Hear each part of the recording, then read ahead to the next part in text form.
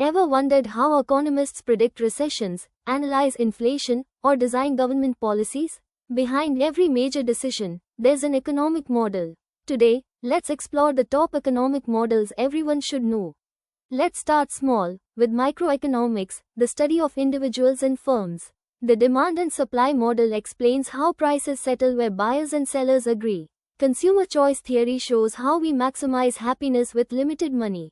And game theory? It's like a chessboard for businesses, predicting competitors' moves. Markets come in many shapes and sizes. In perfect competition, no one controls the price. In a monopoly, one firm rules the market.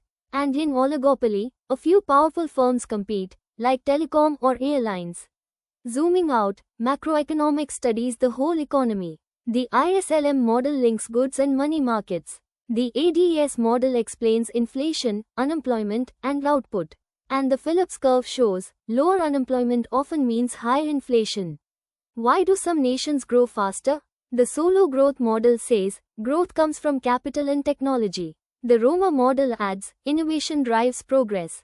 And the Kuznets curve? It reminds us, inequality first rises, then falls with development.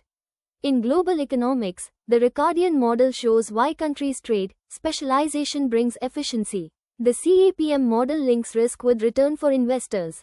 And the quantity theory of money explains how printing too much money can cause inflation. But humans aren't always rational. Prospect theory shows we fear losses more than we love gains. And bounded rationality reminds us, decisions aren't perfect, just good enough. These models might sound complex, but they shape every policy, price, and paycheck. From markets to mindsets, economics explains our world. So tell me, which model do you think rules today's economy? Comment below and subscribe to Educashi for more economic insights.